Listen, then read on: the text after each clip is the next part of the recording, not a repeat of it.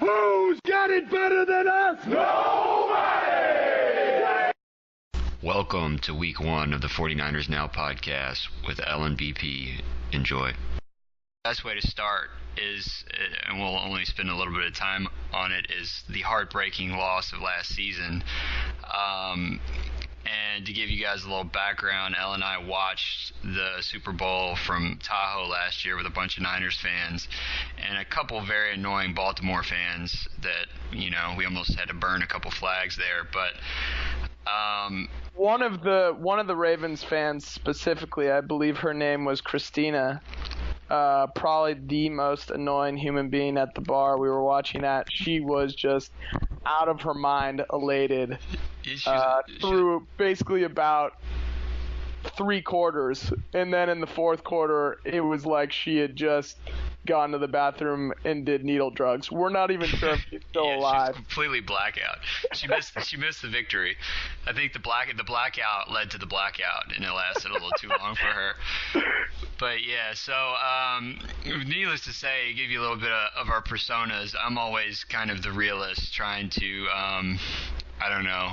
I get way too worried when things start to go wrong, and I have to get Katz to try and bring me back to the light. He's the eternal optimist, but typically it kind of leads in intense situations to Katz being more like, yo, you need to get away from me because I'm about to punch you in the face if you keep talking to me and keep being negative. And he gets, you know, super into the game, and at the Super Bowl, I literally had to move across the room and stand by a space heater, and then we started to come back. So obviously, I mean, I like to think of myself as irrationally and perpetually optimistic. I've been predicting a Niners Super Bowl, I think, every year since I've been alive, and we're talking like the Tim Rattay era. You name it, Super Bowl every year. So BP and I are somewhat somewhat opposites on that front. Hard to watch a game together without getting in a fight, but that should lead to a good podcast, I think. Yeah, it was a good thing you don't gamble. Yeah, no, that's definitely true. Keep your money in your pocket. Yeah. Because definitely betting with your emotions on the Niners in the last decade would have cost you a lot of money. Right. I have problems with fantasy football because my entire team is Niners. So during the Niners bye week, I just lose because I don't have any players. I literally have no roster. This year, it may work in your favor, though. I mean, you have enough players. Yeah, this year I got Bolden and VD, but I think that's a different portion of the podcast. We'll be kind of breaking down some fantasy stuff. Yeah, so this last week was interesting. Obviously, there was a ton of anticipation in the off season. We had some unfortunate injuries, particularly to Crabtree and a couple other role players. I don't know. You think that's going to have any huge impact on the season? Yeah, I mean, obviously the biggest off-season acquisition by far, hands down, is Anquan Bolden. It's amazing to me that, well, of course, ESPN and all the media are now all about him after the game he had on Sunday. Yeah. But it's just amazing that he didn't get that sort of look when this happened. I mean, if we can just talk about this deal real quick. This is how I would break it down. I mean, the fact that you're getting Anquan Bolden for a 6th round pick. I mean, I don't know if the NFL has looked into this, and I don't want them to look into this, but how is that even humanly possible? To me, I break it down like this. John Harbaugh beats his little brother in the Super Bowl, and then, he must have felt bad. And it's kind of like... Gives him a wide receiver. Right. It's kind of like, I thought about it the other day. I thought about it like this. It's like when you're a little kid at recess, trading the stuff that your mom packs in your lunch. Back in the day, I'm an 80s baby. So back in the day, the prized possession was like fruit snacks, specifically Gushers or a fruit roll. And... Yeah, I love me some fruit roll-ups. If I'm trading you Gushers it better have been like, November 5th and you still have all your Halloween candy. And for those gushers, I better be getting at least Butterfingers or a Kit Kat or something on that level. But there was an exception to that. Say, you did something bad or you ratted out your friend and you both got benched and you couldn't go to lunch, right? Then you feel bad. And I would, at that point, I'd be willing to trade my gushers for like carrot sticks or something busted like that. And that's the way I view this trade. Harbaugh Sr. beat Harbaugh Jr. in the Super Bowl. He felt bad, and he said, screw it. I'll give him my gushers for his carrot sticks. And don't even get me started on the play that they didn't call gift. Yeah, honestly, the Niners shouldn't have even been in that game.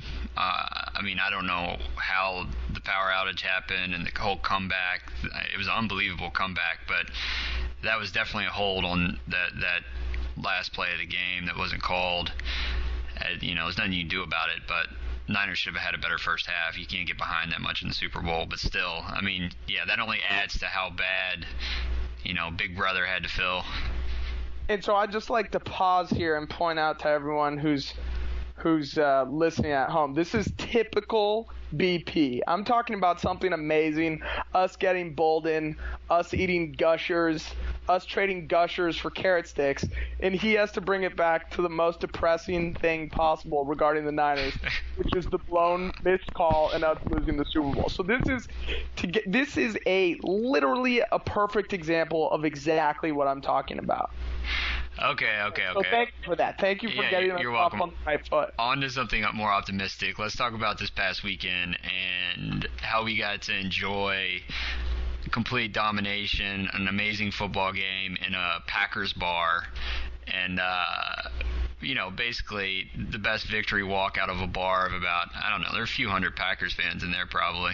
Yeah, so to give you guys some more background as to what BP's talking about, basically we were in San Diego this weekend actually for a fun event, and we were there all weekend, and we had to figure out a place to watch the game on Sunday. And for those of you who have never been to San Diego, they have the most random bar team affiliations ever. There's the first place we went to, this is in San Diego, Pacific Beach. The first bar we went to was a Buffalo Bills bar. I was literally making fun of it the entire weekend before we arrived, saying, how many people from Buffalo can even live in San Diego? And when we went there on Sunday, literally there was people pouring out the windows. You couldn't even step inside. It was insane. The next bar we went to, we were actually totally oblivious to. There was really no one in. We know now the reason, because the Packers didn't play until much later in the day. I think we got there at around 11 a.m., but it turned out to be a Packers bar. Again, we were thinking the same thing. How many people from Green Bay or even more broadly Wisconsin live in San Diego? The place was crawling with Packers peeps. So it was an interesting scene, to say the least. Yeah, and luckily we were rolling like 15 to 20 deep with Niners fans. But I guess the two big morals are no one wants to live in Green Bay or Buffalo, and Southern California. But so I really didn't know what to expect. I was a little hesitant with the wide receiver injuries, and you can't tell anything from preseason. And you got to be a little worried with Kaepernick. It's sophomore season. Is there going to be a slump? And they looked unbelievable. Other than really a few too many penalties and miscues on offense, I thought they looked great, man. And Baldwin is the dude at the bar kept saying looked unbelievable. Yeah, the bar where we watched, it was us. We had a bunch of buddies there who are all Niners fans too. And then it was basically all Packers people, except these two other guys who came and sat with us who, they were Niners fans apparently, but this guy literally had no clue what was going on. He kept on calling Baldwin, but he was going nuts. So every time Bolden would do anything, Baldwin, woo! And so it was pretty funny to watch him throughout the day. The more he talked, the more we realized he was really just cheering for his fantasy team, and I think he had more Niners on his fantasy team than any other team, so he had a Niners hat on. But yeah. Whatever. But, yeah, we didn't have the heart to tell him that he didn't know what the hell he was talking about. But back to the game. I mean, I thought it was phenomenal. They obviously came out just totally as a reaction to when we beat them down in the playoffs. They weren't going to let Kaep, get away like that and run the ball. And we just played, he played perfectly what they gave us. They weren't going to let him run, so he just beat him in the air. And I think it's phenomenal because we already know he can run. I already knew he could throw, too. Apparently, ESPN and all the other pundits didn't figure that out until Monday morning. But I mean, it was brilliant. I think that the Packers spent all summer in Texas learning the read option, and then they don't run it at all. They ran out maybe a play or two. Right.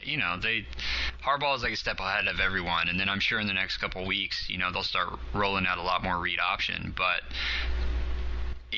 my favorite highlight was when they were talking about, they showed some little highlight on the highlight reel and stats, and they were like, oh, the Niners are being held to 60, 70 yards rushing. Meanwhile, Kaepernick is at 370, 380 yards passing. It's who gives a shit? Okay, yeah. I'll take any way you're going to get me 450, 500 yards, I'll take it, Yeah. Plus, I mean, this just sets the tone for the rest of the season. Now teams, literally Kaepernick has got to be giving defensive coordinators more so just absolute nightmares, because now they have no clue what he's going to do. He's going to do whatever you give him is what he's going to do. If you're stopping the run, he's going to pass you to death. If you're stopping the pass, he's going to run you to death. And it's incredible. It's incredible to watch. And I think it sets the tone for the rest of the season. It's similar to, basketball. When I play basketball, I never drive.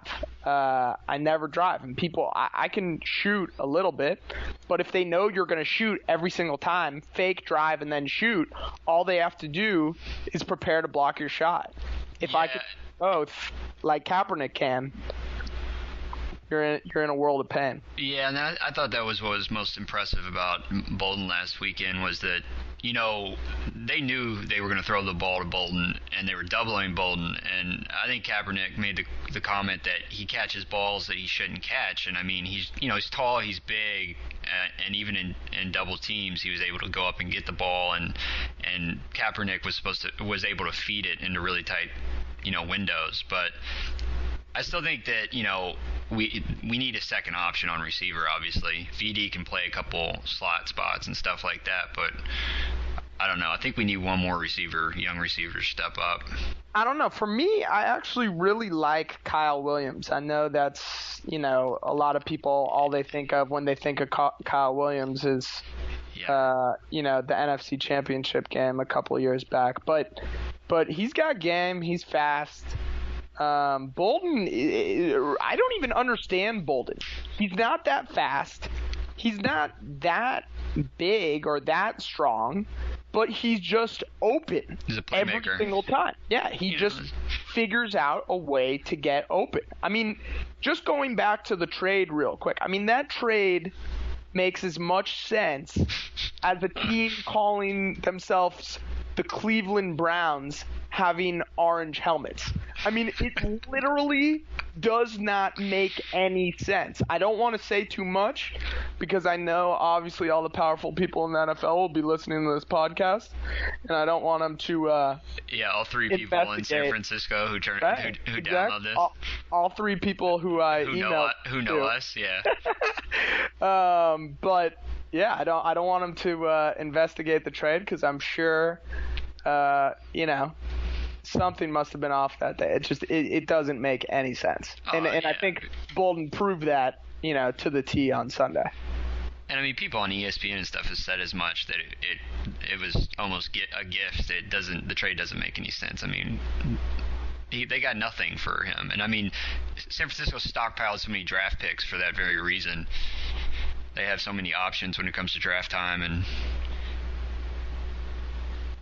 speaking of the draft, Eric Reed looked like a goddamn. Oh my God, he looked like a beast. Yeah. There was one play where Rodgers scrambled up the middle and he came into the frame. He like covered 10 yards in like 2 seconds, and I thought Aaron Rodgers was about to die. He ended up not hitting him that hard, but he came into the frame so fast I thought that Aaron Rodgers was about to lose his life. But, that guy's going to be an absolute monster. I think Trent Baalke knew that he had to do something to make up for A.J. Jenkins. And he made up for it and more, because that guy is a monster. Yeah, I mean, I don't know. I think the draft's usually hit or miss, but the Niners have stockpiled a lot of young talent, so I'll give them one janky wide receiver pick. It happens. Yeah. I don't know what they ever saw in him. Don't ever draft people from the Big 10 or 12 or whatever the hell it's called now, but... Well, what I don't understand is, I mean, could he ever catch? Could he catch in college? I mean, if we were just looking for speed, why not just draft Usain Bolt? Because the guy just couldn't catch. He's a receiver who can't catch. That's like a taxi driver who doesn't have arms. Like, it didn't make any sense ever. Yeah, who was the trade with? The Cardinals, the Chiefs? Who did we trade to? We traded to the Chiefs for well, it's funny. We traded for Jonathan Baldwin. Who's another first-round bust, but I'm surprised neither of them been cut yet. The fantasy guy at the bar even more confusing. Did he think Bolden was Baldwin? Like, we still don't know what's going up. That could be it. But another interesting thing in that game was the whole Kaepernick encounter. There were so many different plot lines in that hit, but your immediate thoughts? I mean, obviously it was a dirty hit, but did you catch the missed call by the officials initially, where they misread the down, or did you not notice it until later? Yeah, I didn't notice it until. Mike Pereira usually fills you in about 2 minutes afterwards. Right. I didn't. I thought it was weird that they reset the down, but I thought maybe they ruled that the unsportsmanlike conduct happened after the other penalty, so that, I don't know, for whatever reason they played it down. But well, either way, I think in hindsight it doesn't matter now because, well, first of all, it really doesn't matter because we won. Right. But secondly, I think the NFL come out and say that it shouldn't have been offsetting penalties anyways because Joe Staley didn't really do anything wrong? Oh, yeah, no, they definitely said, I mean, they demoted the officials. They said that, Staley didn't do anything. He went over and basically stuck up for his quarterback, probably talked some shit to Matthews' face, and grabbed, I think, Matthews' jersey. Matthews was the one smacking, who was it that went over there? Staley? Yeah, Staley. Yeah, Staley in the face. So, I don't know. But the officials definitely got demoted. I don't think they're going to be working any playoff games. Yeah.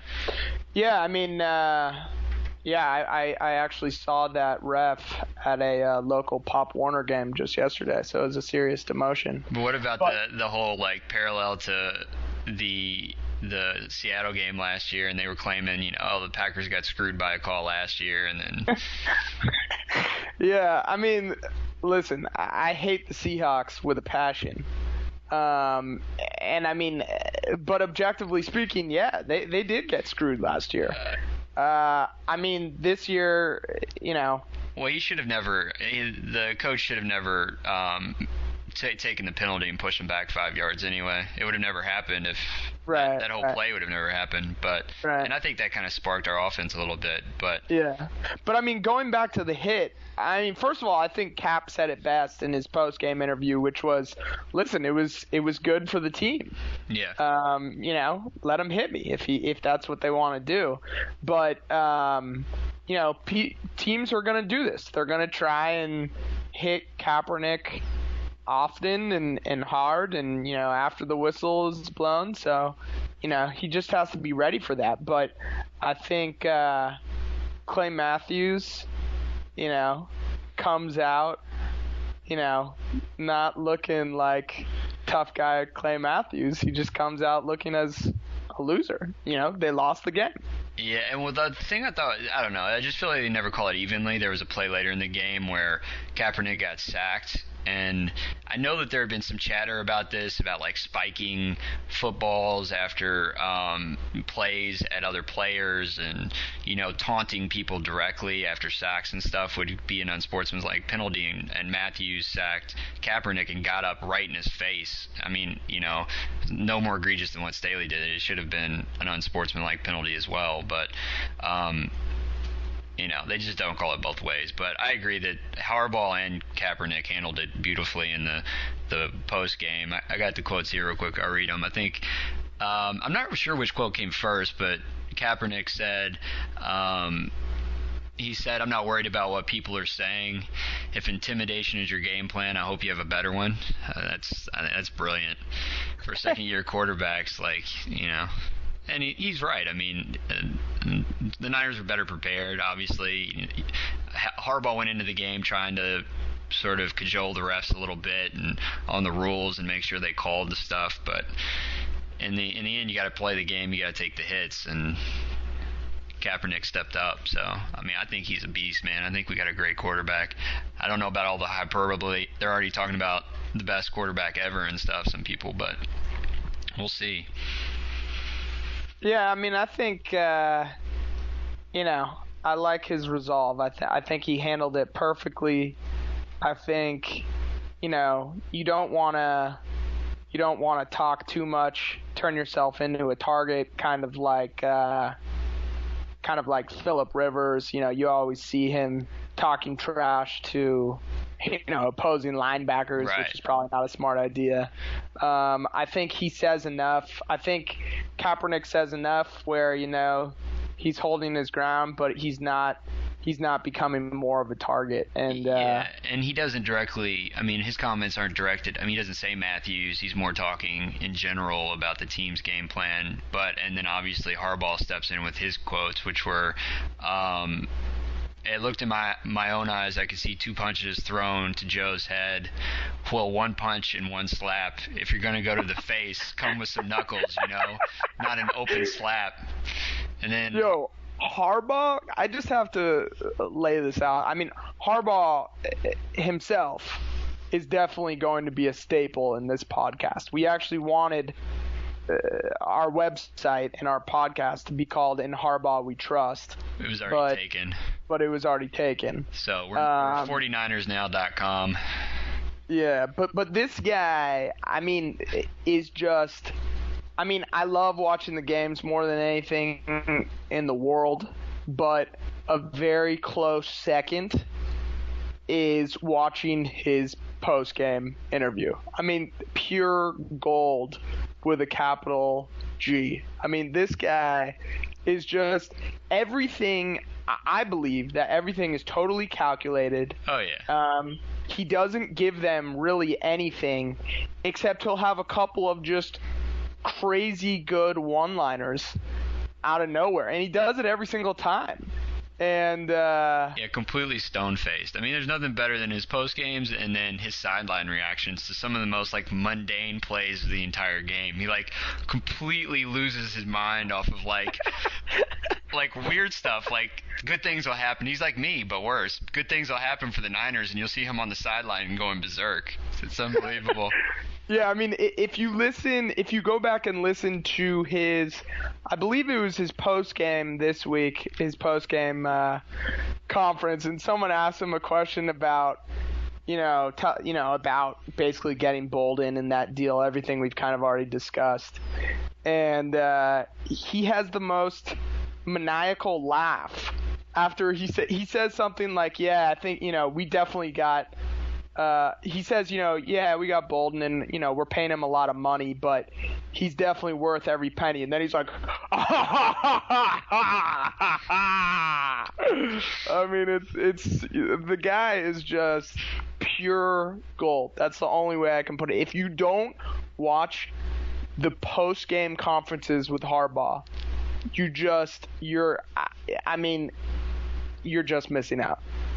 Yeah, and I mean that leads to the beautiful gem on the whole Matthews thing when he says, he basically calls him a wimp and says, I think the man works hard on being a tough guy. He'll have some repairing to do to his image after that slap.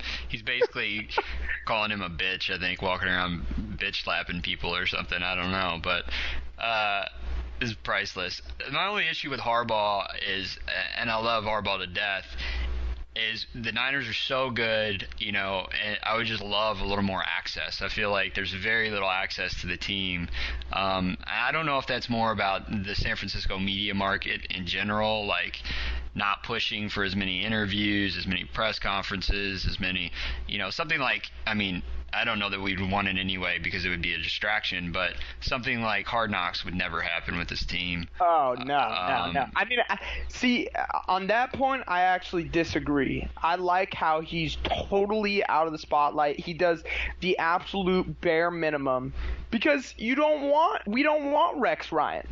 Rex Ryan does all this talking, and listen, I love talking. I love the entertainment factor. And I love Rex Ryan, but I love the fact that he's not my coach. He's not the coach of the 49ers. Because when you're winning, it's hilarious and, it's just everyone's in a good mood. But when you're losing, he just looks like a moron.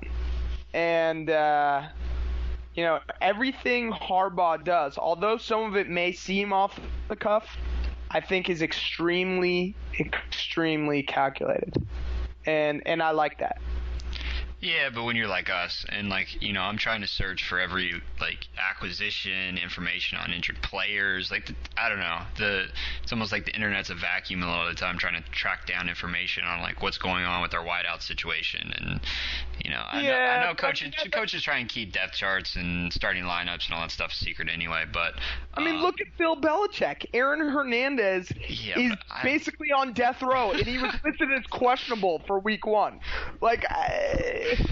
This isn't just a Harbaugh thing. But I'm fine with that. I want my team to be secretive about what's going on and, just give the bare minimum information that the 49ers or the NFL forces you to give. I've heard, listen, BP lives in posh Beverly Hills, so he doesn't get Bay Area radio. But, all the Bay Area radio guys, they complain how, Harbaugh will come on their show and he doesn't really say anything.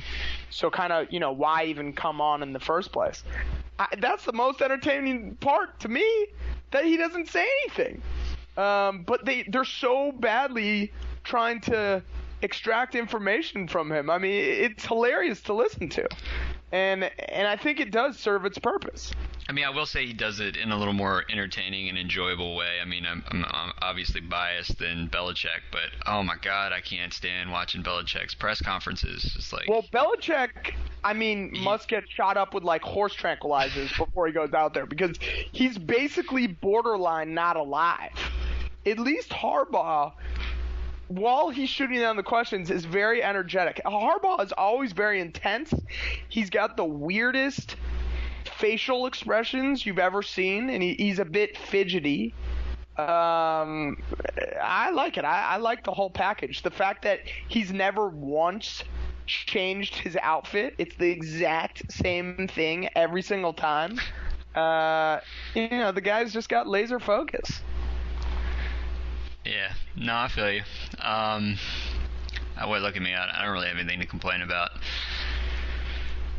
Hopefully we win this weekend. My tenor may change a little bit, but so let's transition over to some fantasy talk real quick and how your team. I actually joked before our draft this year that you shouldn't draft all Niners players, but that may have been bad information for once.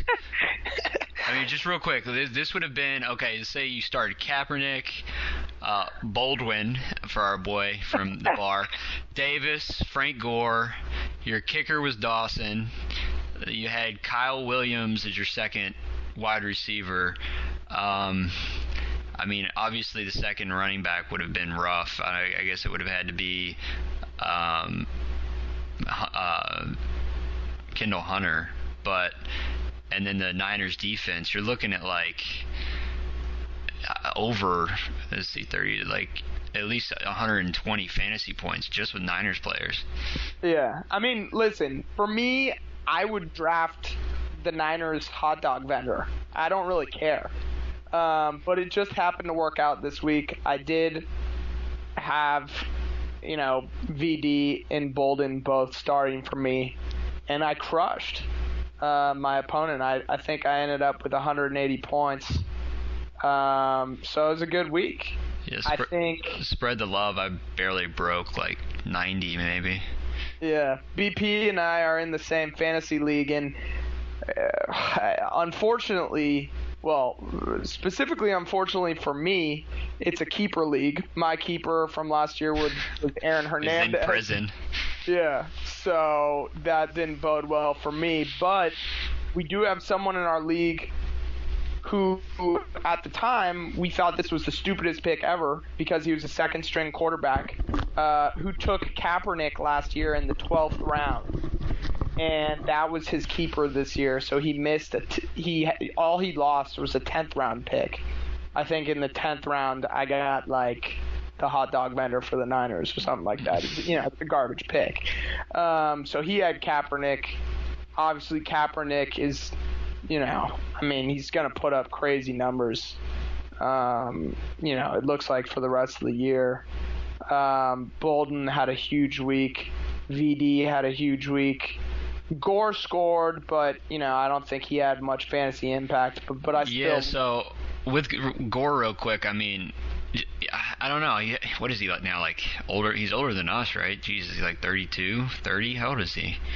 Well, I think he came out. His rookie year was 2005, and I think he played all 4 years at Miami. So he's probably about our age. He's probably about 30. Listen, Gore's a beast. He didn't have a great game this weekend, but as Harbaugh would say, the guy's a football player, which, again, doesn't mean anything. We already know he's a football player. It's just the way he emphasizes football player, which I guess is supposed to have meaning. But Gore is going to be there. It's going to come around. I like the fact that Kendall Hunter is getting a fair amount of run because we do have to keep Gore fresh.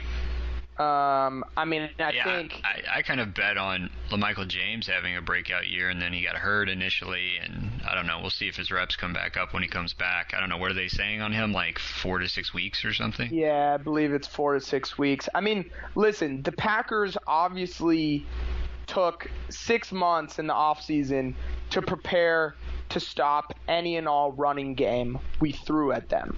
Now, as teams could see from last week, they can't do that. Kaepernick can throw the ball all over the field. He's got Bolden. He's got VD, which is going to open things back up for Gore. So I still think Gore is going to have a great year. I've got a lot of faith in Gore. He's one of my guys. So, he did have a touchdown, but he didn't do much on the ground. Yeah, I mean, honestly, I have to give some props to Green Bay, and their defense compared to last year was much improved. I mean, they had a few weaknesses. I know they have a couple guys out in their secondary, and that may be why we exploited them so much, but they really stopped the run. Yeah, I mean, they were listen. They listen. Green Bay played a phenomenal game. Let's just call a duck a duck. They're going to be a contender in the NFC. But if you look at their schedule, man, it's kind of they may not make the playoffs. It's not. I can pull it up real quick, but they don't have any easy wins, really. I mean, they have a couple, but it's going to be a tough road for them. This pessimistic message was brought to you by Brian Powell. Listen, they're going to make the playoffs. They're a very good team. Yeah, I mean, they have a tough schedule. They're playing. I believe they have to play everyone in the NFC West this year, and the NFC West, shockingly, is good. One of the best divisions in football. Especially if you listen to the talking heads who will say that Seattle, who barely beat the Panthers, are the best team in football. But that's another topic we'll get to in a second. But listen, Green Bay's a great team. That was a good win, a great win. But they're a great team, and they're going to do some damage in this league this year. I mean, I think that easily transitions into our next topic, but I just want to run down this list real quick. So they play Washington, who didn't look great, but that's a tough game, right? And then they play Cincinnati, a good team, but they should win that game. Detroit looked good. They probably looked like one of the most impressive teams on Sunday, surprisingly. But who cares? I mean, the Raiders look good on Sunday. Everyone kind of looks good in week one because people are just still working out the kinks, you know? I mean... Yeah, we'll see. The season's got to play itself out. Yeah. Do I really think Cincinnati's that good? Nah, they could make the playoffs, but they're not that good. They're not that good. I mean, Andy Dalton, he's the best ginger in the league, but that doesn't mean anything. Well, Adam Keefe was the best ginger in the history of the NBA. And you probably don't even know who that is. Yeah, and you were the best ginger in the history of the Vanderbilt Rec League. That's a fact. Yeah.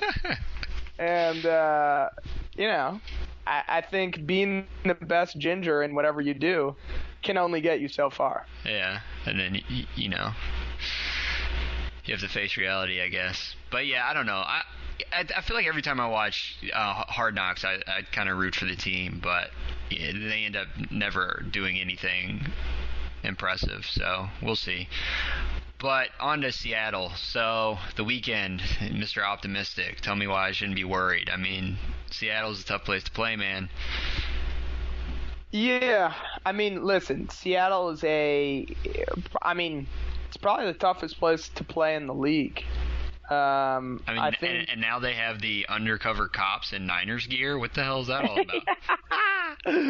Yeah, that's phenomenal. We'll get to that in a second. But real quick, just about it being such a tough place to play. I think, was it last year or maybe 2 years ago? Like, Harbaugh has them practice under live helicopters and airplanes and stuff like that where they can't hear anything. Like, it's crazy how they prepare for these games.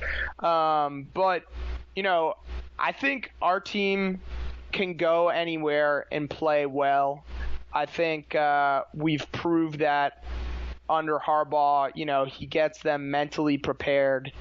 And I honestly do think, obviously I'm as biased as you can be here, but trying with all my strength to be objective, I think, I know we have a better coach. I know that for a fact. I think we have the best coach in football, hands down. Yeah, don't you think coaches should get paid more? I mean, I know Harbaugh makes a ton of money, but comparatively to some of these stars, how do you value, what?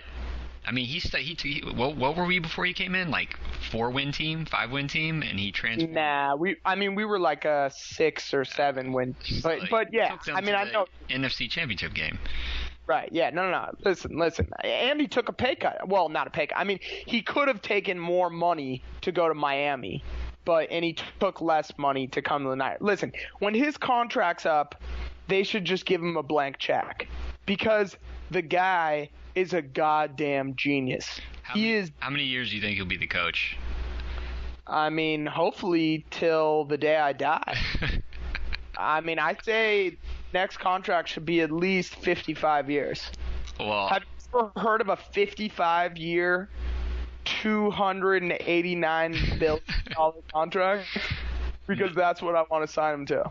I haven't heard of that, but I hope you outlive Harbaugh. How much older than you is he? Like 15 years? He can't be that old. I think he was playing up until like 2001. He's got to be in his early 40s at least, if not late 40s. So he's probably like, I'm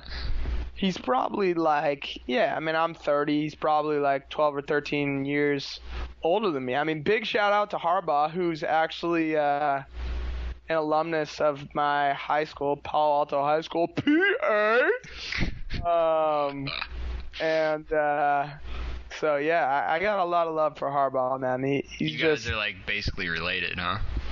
yeah. No, I mean we never bumped into each other at brunch or lunch or anything like that. But I felt his presence every day when I entered my high school grounds. Well, I'd say it's a pretty good claim to fame. I think my high school has like Nicole Scherzinger, and that's probably about it. For those of you who don't even know who Nicole Scherzinger is, I just Googled her. She's a pussycat doll. Let me give you a couple names from my high school just to blow Pizzle out of the water. We got Harbaugh. We got James Franco. We got Jeremy Lin. We got my buddy Hooch, who's a goddamn legend in his own right. Real quick, regarding James Franco and his apparent crush on your brother that we all heard about this weekend, like how, like his book's basically based on all your brother's friends. How ridiculous is that? Yeah, I don't know. I don't exactly know what's going on. I know in his first book, my oldest brother's name is Hart. He had a character named Hart. But I think the character was nothing really like Hart, or at least hopefully not like Hart, because I think the character murders someone. And then I guess in his second book, he has a picture of Hart. So anyways, he obviously has some sort of man crush or something. But there was like an oil painting of one of Hart's friends or something. Yeah. There's some weird stuff going on, definitely. But you gotta respect James Franco, man. He's been in some good ones. He's been in some bad ones. But the guy lands on his feet. I just DVR'd that Comedy Central roast. I heard Aziz Ansari just crushes, so I'm excited for that, but I couldn't find it on rerun until I believe tomorrow night at 2 a.m. So I probably won't get around to it till this weekend, but we can report back on the next podcast. All right, huge tangent. Let's go back to Seattle for a little bit, and then wrap this bad boy up. So what are you predicting here? Like a couple point victory, a blowout? I think it's a statement game for us. I think we're gonna whoop their ass. I honestly believe that. Like I said, I'm the most biased, guy you could talk to in the history of biased guys you could talk to. But I honestly believe that the Niners are sick and tired of hearing how good Seattle is and how good they think they are. And a lot of the talking heads on ESPN had Seattle as the number one team in the league going into this. Essentially all of them did. It's unbelievable.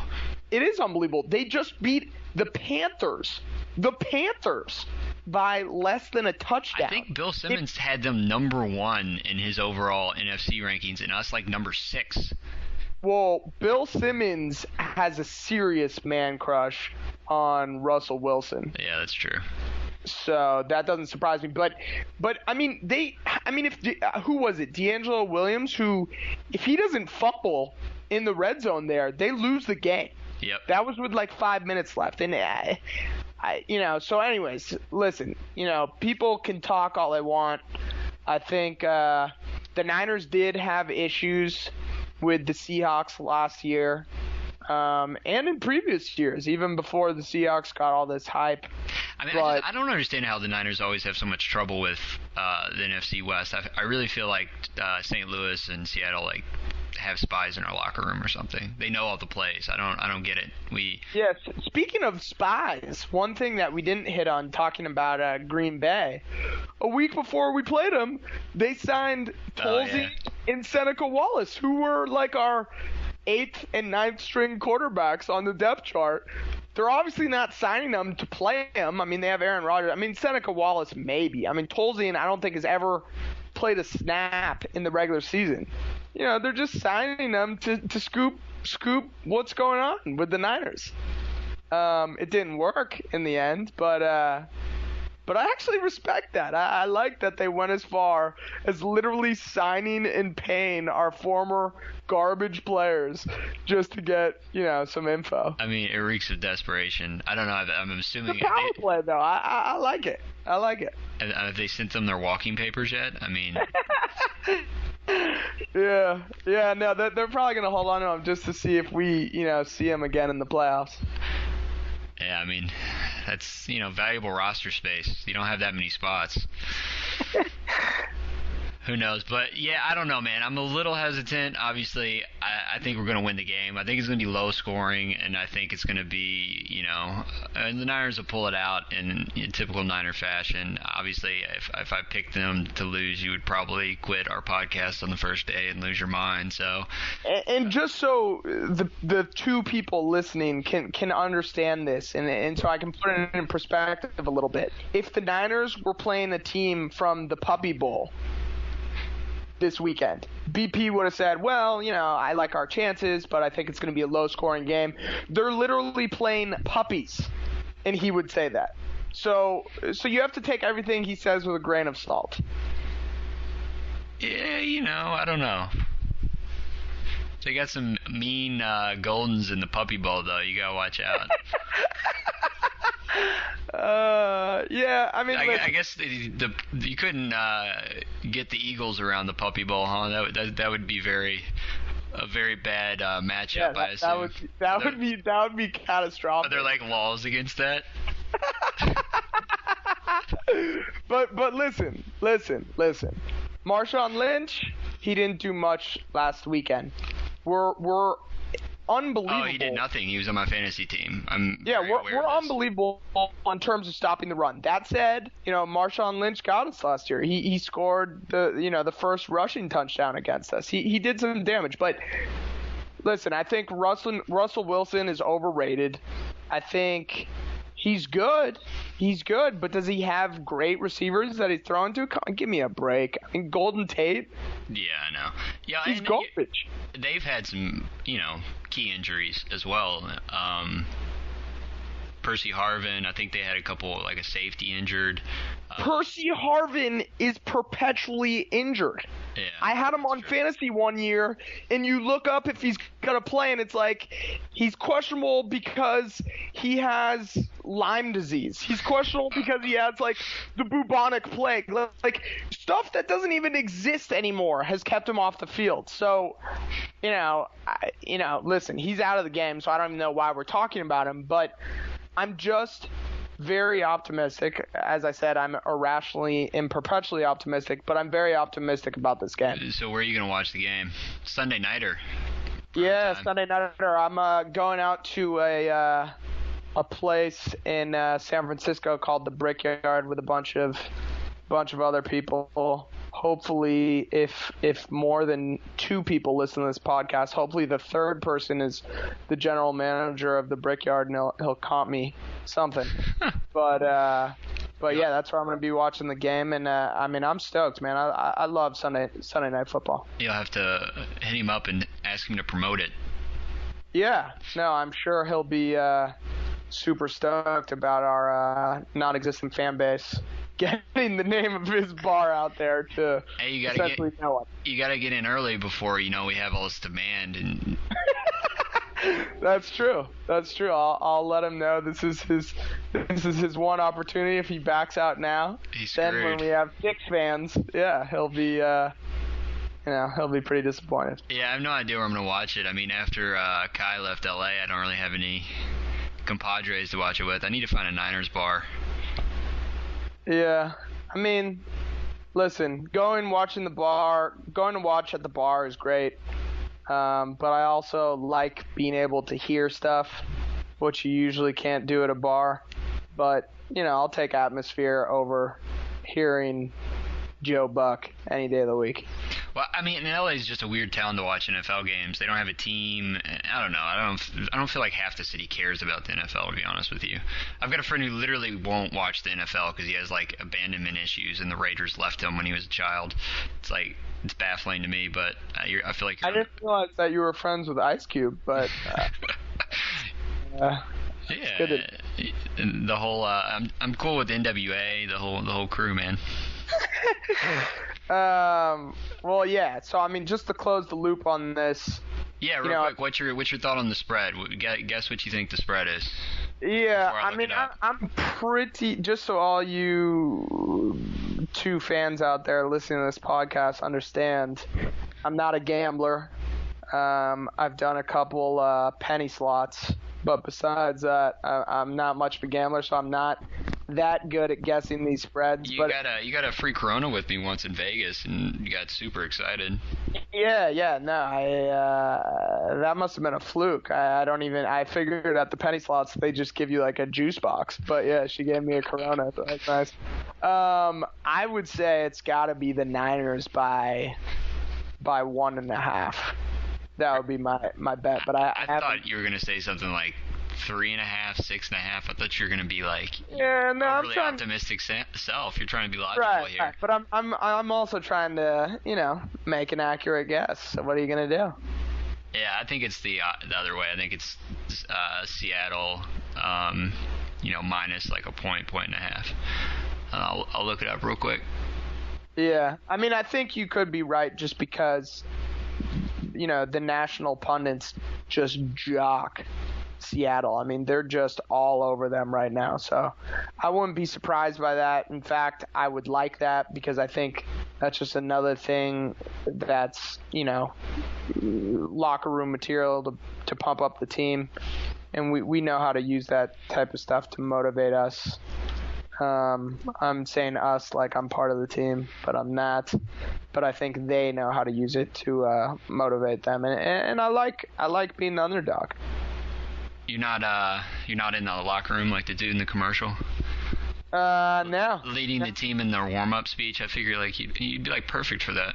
Yeah, no, I would be. So if anyone from the organization is listening right now, I want in. We were both wrong. Seattle's favored by 3 points. I mean, that's just unbelievable. That is incredible to me. But listen, I mean, like I said, the national talking heads are all about the Seahawks right now. It is an away game. That is a tough place to play. But listen, I like it. If we're the underdogs, I like it. Yeah, no, I mean, it definitely gives them a little fuel.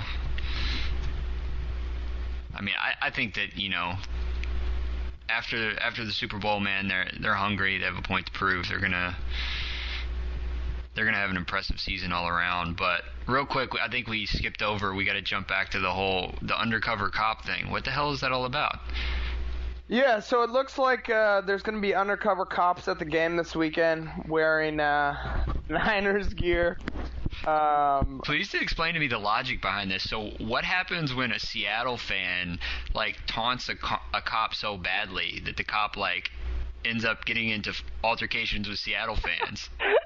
Yeah. They couldn't do this at Raiders games. Cops would be getting shot walking in the parking lot. Right, yeah. No, listen, I think it's an odd tactic, but hey, I like seeing Niners jerseys in the crowd, so I'm all for it. The more red you can get in there, the better. I mean, honestly, that place, when I watch the games, I don't typically see that much red in the stands, but I mean, I know the Niners travel well, have fan base everywhere, but it's an impressive stadium. Yeah. No, I mean, there's some Bay Area transplants there, especially with they've got some emerging, well, not even emerging at this point. They've got a pretty major tech hub out in Seattle. So there's definitely some Bay Area transplants out there. But the undercover cops, if they want to wear Niners gear, more power to them. It's my kind of undercover cop. Yeah, I feel you. All right, homie. Well, we'll find out next week, and then we'll pick up the podcast. Hopefully, some exciting stuff happens this weekend. Harbaugh has some more good one-liners. We'll be back next week to celebrate the big win. Until then, I hope our parents and girlfriends who are listening will tune in next week. Yeah. We need to keep the fan base growing, and check out NinersNow.com. We'll get that set up and rolling with some cool stuff in the near future. All right, Pessimist Pizzle. I'll talk to you next week. Thanks, everybody.